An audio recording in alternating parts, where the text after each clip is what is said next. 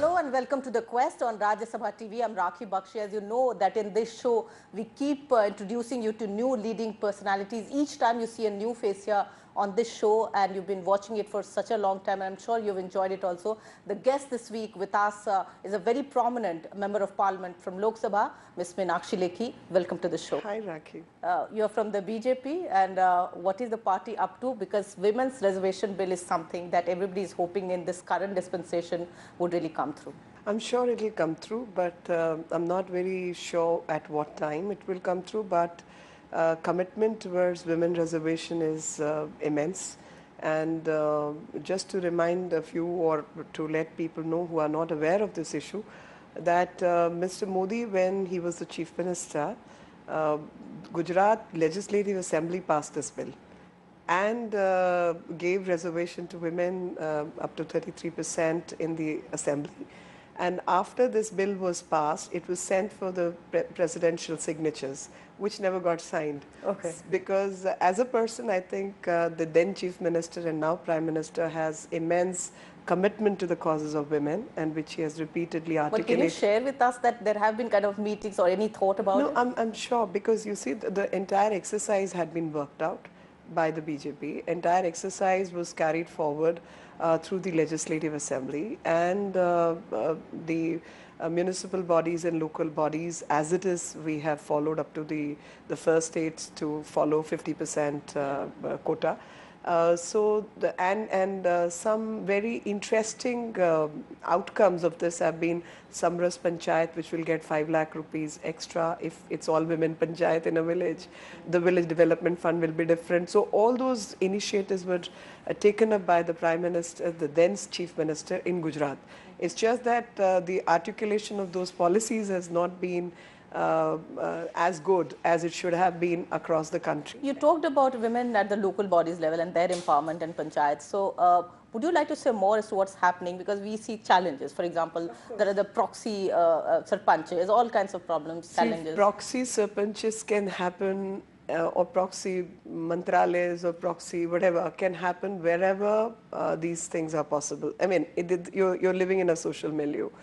And these are challenges, but a lot comes out when you see that 33% reservation within the party also, like BJP to a large extent observe these principles. Then women of substance who have fought the way within the social setup and in the political setup come up in the leadership capacity. Now those women are not proxy women by any chance. And they are definitely not damsels in distress. These are women of a huge capacity and capability, and when they make it, they sort of skirt these. So on an individual basis, are you a little satisfied that the things are changing in terms of, let's say, women's participation in politics? I am very satisfied. I am very satisfied in that context, because I've always believed that India is a land of opportunities, and if we go culturally, we don't really mind accepting women in position of power. It's just that the systems have been created which are anti-women, and if you can break and abrogate those systems, you have achieved it all. And those systems have been constructed by people who didn't understand the causes of women. Psychologically, I think Indian society is very open to the causes of women. Whether it was Nirbhaya's case, when we saw all men and women, boys and girls standing up for the cause. How much do you think we've traveled post this unfortunate case? A long way we have traveled. And that's the point which I was trying to make when the documentary appeared on the scene. And the point I was trying to make is India has traveled a long way, for the simple reason that when this incident happened, the whole society stood up in arms against such crimes, and we forced the then lackluster government to even amend the law. And they did amend the law, and I must credit all the parliamentarians who were then in the parliament. Irrespective of their political agendas, they all stood by each other. So there was a debate, I think, finally, in a bigger picture, if I talk about, is the creative freedom, the idea to say something which is maybe real from the other side, and the idea to say, no, I mean, this is not the correct picture. That's what no, it was not about that. You see, the entire debate got lost. This is not the first time a documentary has been made on this subject and this case. There are 50 such documentaries which have been made, and there was never an issue of banning it. What really happened in this case was this was a foreign media, which never applied that they are seeking permission to shoot for a commercial cause. I mean, if I were to give permission for a commercial cause to shoot interviews of the accused persons whose fundamental rights are also affected, that's a separate story altogether. That's a legal tangle. Why wouldn't I give it to Rajya Sabha TV or Doordarshan News or Lok Sabha TV? Because you're not supposed to give. It was a high security jail. A person who gave an undertaking to the authorities stating that this particular shoot was for educational purposes, exploited it for commercial purposes. Then the matter went before the court. You are supposed to submit unedited version, an unedited shoot, because it's for the simple reason you are shooting inside a jail. You're not supposed to shoot inside a jail. There are no cameras allowed. I mean, I'll say even if a person like me who's been a lawyer for 25 years is visiting someone in the jail who could be my client, I'm not allowed to carry a cell phone, forget about carrying a camera.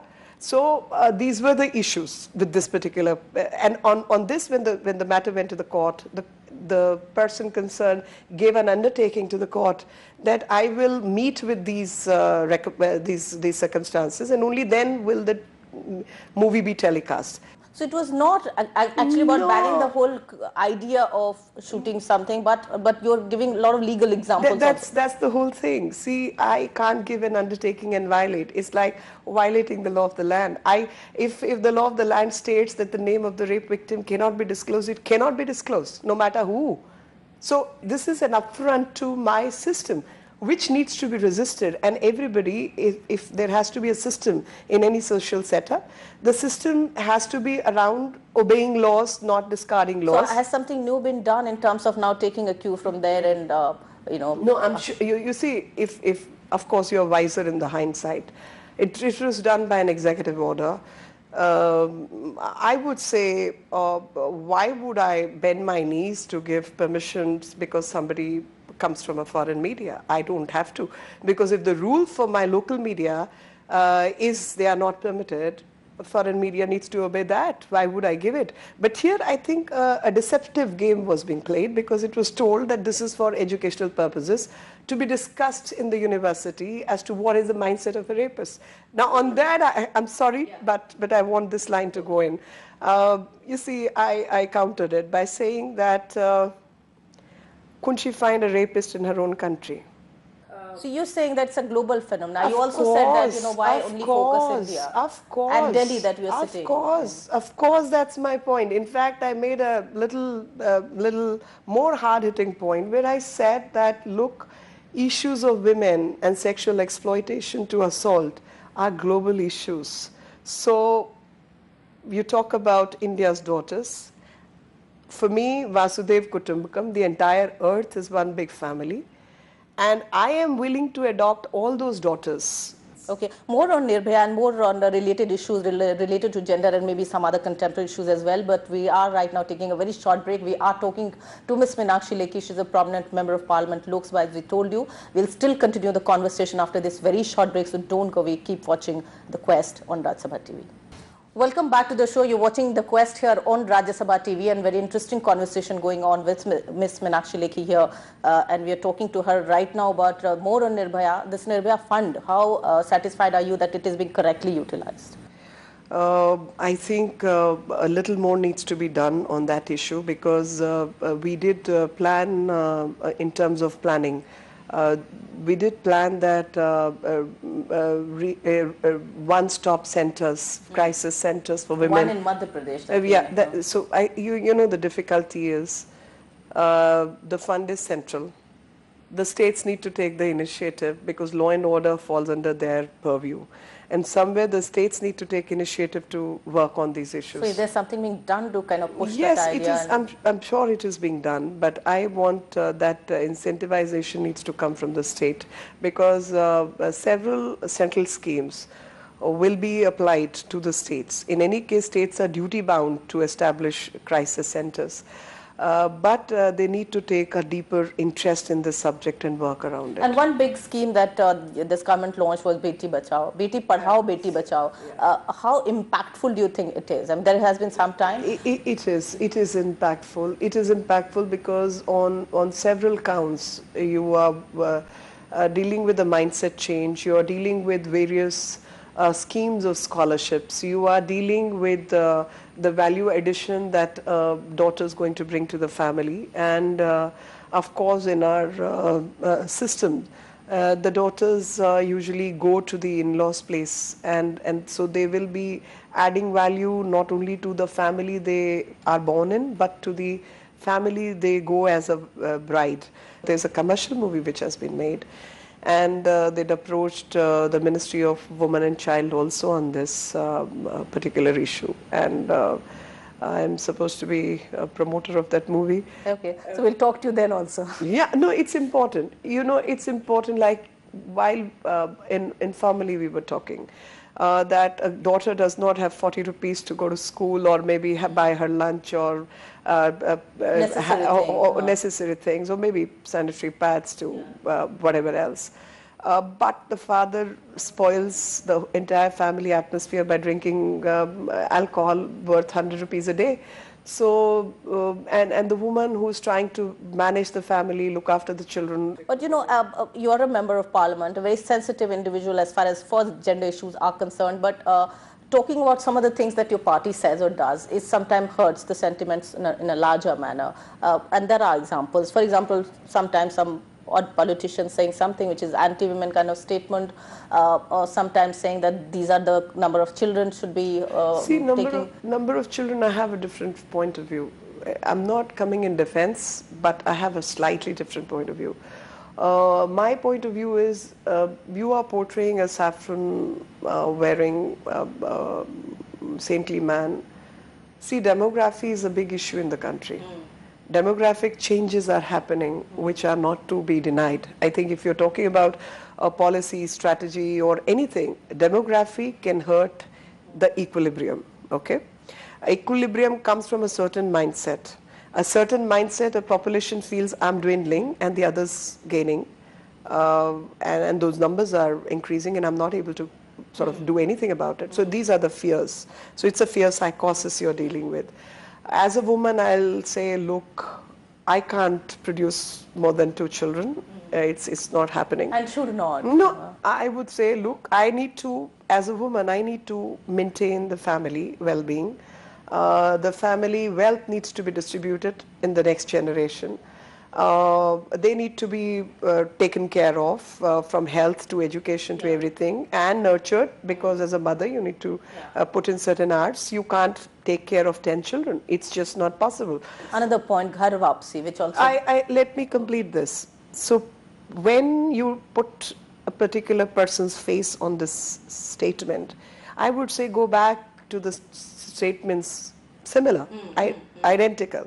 Mother Teresa, she said she's anti-abortion.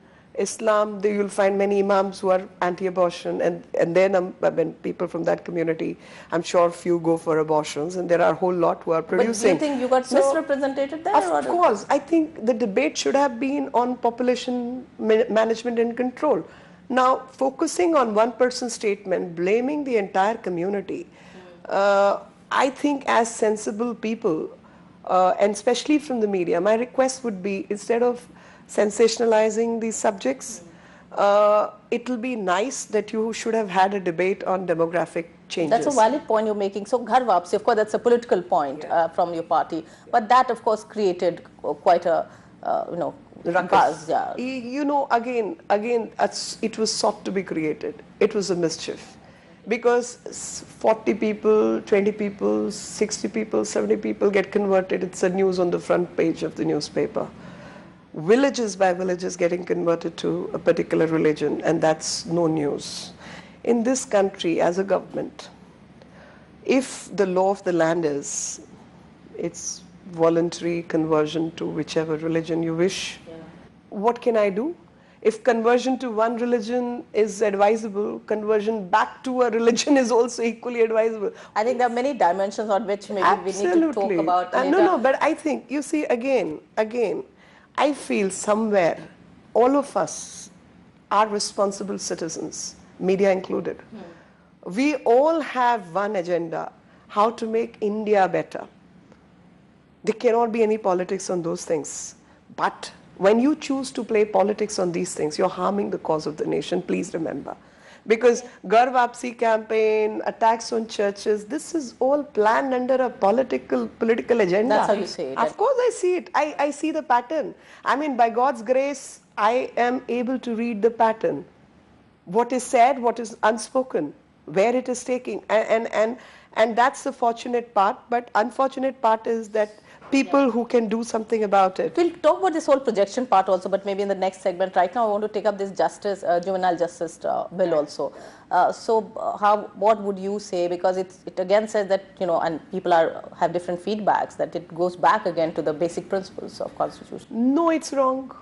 It doesn't go back to the principles of natural justice or any other justice department. You see, again, a misconstrued information is going on. The fact is till 2000, till the year 2000, the age of a juvenile was 16. And it was amended post 2000 only. In countries like US, they are not even signatory to this particular convention. Spain, it is 12 or 14. Europe also, different areas have different ages. The whole debate needs to be focused on sexual maturity to mental maturity, information. And with television, with newspapers, with internet, the age of maturity per se is going down, it's not going up. So you have to keep up with the times. The law has to keep up with the times.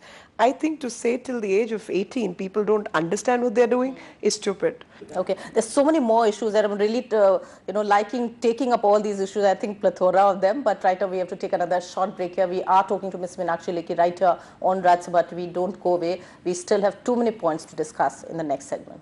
Welcome back to the show. You're watching The Quest here. We are in conversation right now with Ms. Meenakshi Lekhi here. Of course, Nepal, we should discuss that. What is the government really? I mean, government, of course, has really reached out. But do you think, and as we were talking, that more should be done, specifically should be done, including all communities and sections, also women?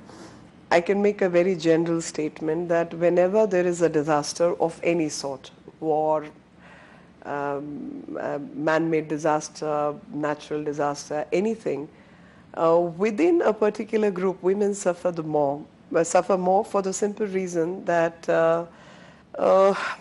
pregnancy is something which is exclusive to them.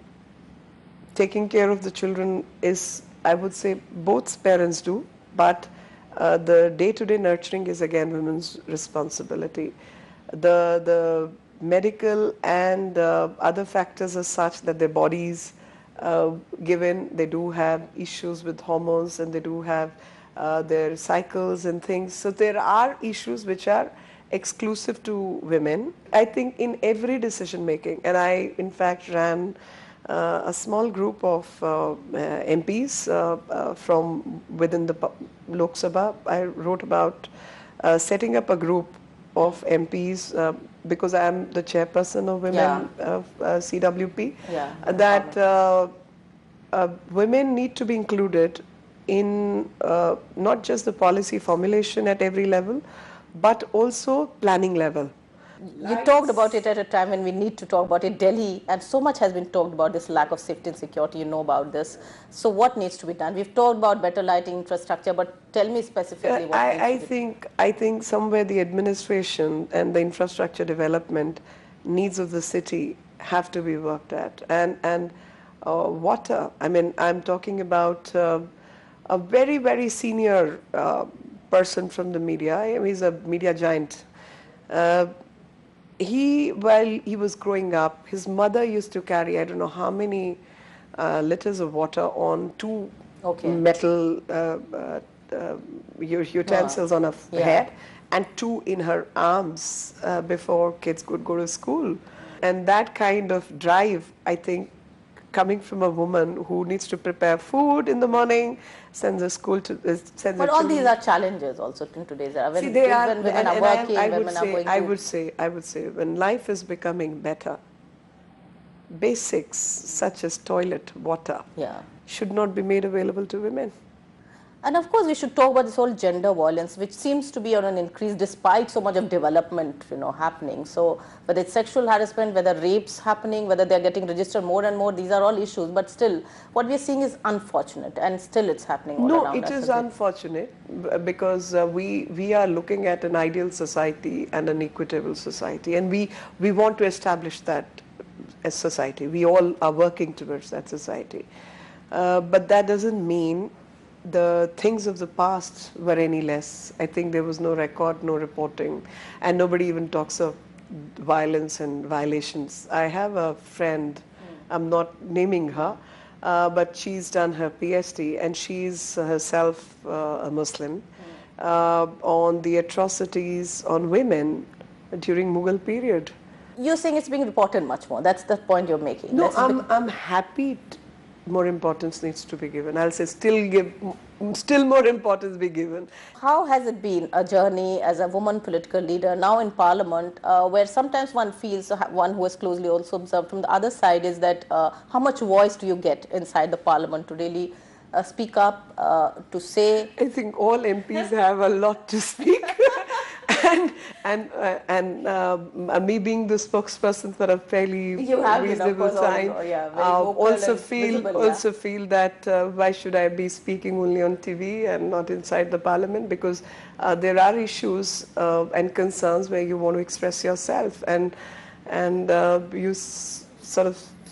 You've handled all matters from Kashmir to Kerala, I know that, and all such tricky matters, and you've been the face there. Yeah, but one thing which the government right now, as it's completing 1 year, is, and as we are talking, is this whole agrarian crisis. Yeah. So we're talking about this whole problem. How do you think that the government is dealing with it? Again, perceptions, and perceptions created by those who have ruined the country. And I would say... No, some leaders are going there from the other parties and looking at their pain maybe and talking about it also for a change. My question still would be that when are these zamindars going to return the land they have taken from the poor farmers? My Sarkar has not taken any land. So till 2012, you've taken all the land. Please return it, number one. Number two, 80% of the farmers have land holding which is less than 1 acre. The biggest problem farmer has today is of water, and that's where the crops are going bad. The other big problem is there is no insurance scheme for personal damage or to the crop damage. Yeah. Even if those schemes exist in the papers, they were never taken to the farmers. So you had very ambitious schemes which you launched also. For example, Jan Dhan Yojana and many such schemes which talked about inclusion financially, socially and other things. But as you're now completing 1 year, how much do you think it has reached the people? How much do you think the government stands on a very positive note? See, we've met the targets. Everywhere we've met the targets. I mean, if the target was opening 10 crore accounts, we opened 13. If the target was to send 1 or 2 crore people subsidy through their accounts, we reached 5. If the target was to include Manrega, we increased by 5,000 crores. So we've met the targets and we have somewhere exceeded the target. So we've been working... But you have some very challenging bills, land acquisition bills still in Rajya Sabha is like... I have a very simple question to all the people who are detractors. Till 2012, the problem was the land was acquired without compensation, much compensation, 10 rupees an acre to whatever else. Section 4, Section 6 proceedings used to be started, and the gentleman's family will go in different forms. Under the threat of being acquired at 10, 20, 100 rupees an acre, the farmer will sell the land at 1/4 the market price. And end of the day, when the land will be bought by these brokers, you will realize the Section 4, Section 6 proceedings have been withdrawn by the government. So government was colluding with the property dealers, builders and the mafia.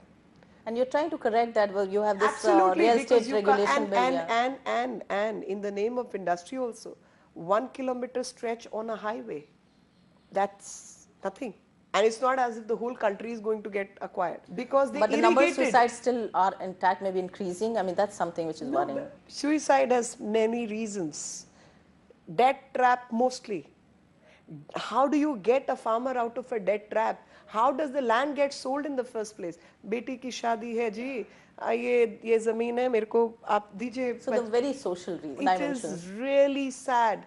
So how would you look at now 1 year, Meenakshi Lekhi, how would you really look at it? Excellent 1 year. I keep getting some shady Twitter messages that what have you done in 1 year, etc., etc.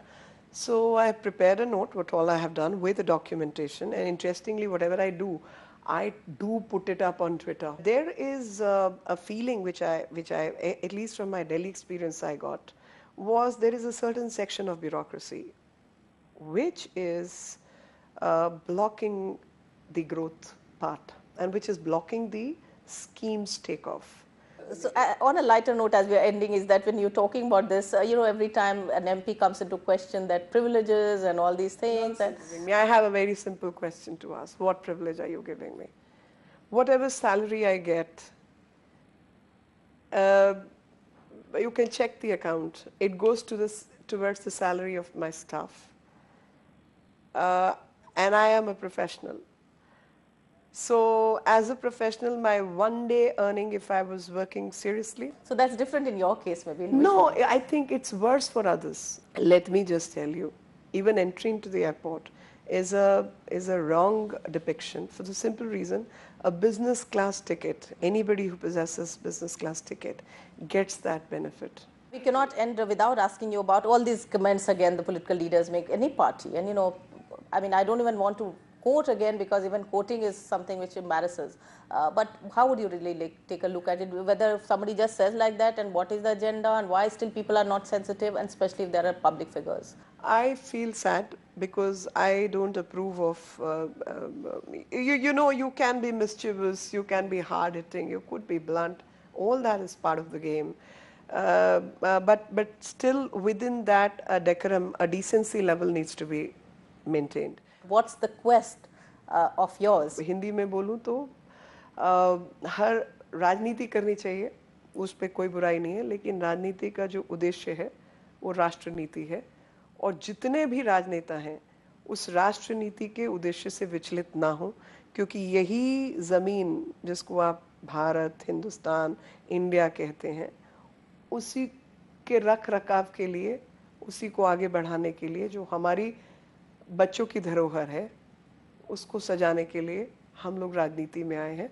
तो उद्देश्य रहित राजनीति ना करें और उद्देश्य हमारा राष्ट्र निर्माण हो. Very well said. Thank you so much for talking to us here on Rajya Sabha TV on all these issues that you've been very candid and vocal, and we hope to see you much more still, not only in Parliament, also on TV as you do. And all the very best wishes to you, Ms. Meenakshi Lekhi. And that was Meenakshi Lekhi for you, talking about all these range of issues that she has viewpoints on. And we really enjoyed shooting this interview as much as you have enjoyed watching it on the Quest Rajya Sabha TV. Keep watching. Namaskar and bye-bye.